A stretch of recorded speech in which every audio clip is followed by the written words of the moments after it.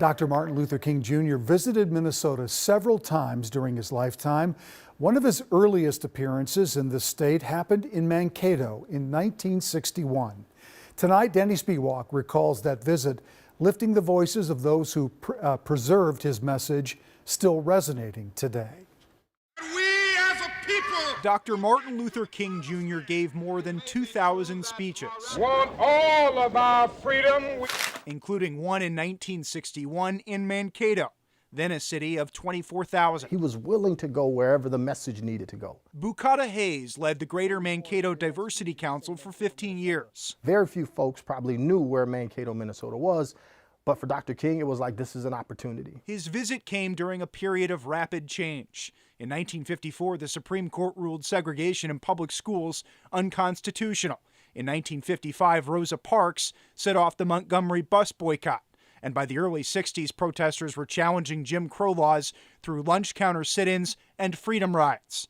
King arrived in Mankato on November 12, 1961, as an established national civil rights figure. He was kind of going through the Midwest to try and sort of build more support. King gave 3 speeches in Mankato, including one at what is now Mankato West High School. But I have certainly spent some rewarding moments here in Mankato. Before a largely white audience, King pleaded for federal civil rights legislation. All over this nation, we must develop men and women who will not rest until segregation and discrimination have been removed from every area of our nation's life. This rare audio preserved by Minnesota State Mankato. So I want to turn your attention to this subject, loving your enemies. Led to the making of a film last year. We kind of have an obligation to make an impact because Martin Luther King came to our town and to our city. But as film director Ryan Sturgis showed,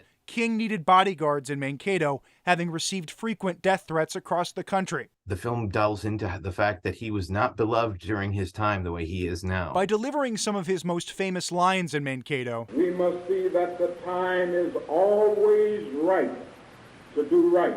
King previewed the themes he would repeat at the March on Washington and throughout the 60s. How relevant that was for today, right? I believe it is our responsibility as Minnesotans, right, to play a role in moving forward progress. After his visit to Mankato in 1961, King returned to this state multiple times during the 60s. He spoke at the University of Minnesota in 1963 and 1967 before his assassination in Memphis in 1968 at the age of 39. But that 1961 speech in Mankato, not a lot of people know about it, but it was very important and fairly early in the civil rights movement. And that was radio audio that we heard? There's audio from Minnesota State Mankato, but there's no video or photographs or anything of that nature. But that audio is a real gem to be able to hear him in his own words. All right, Danny, thanks.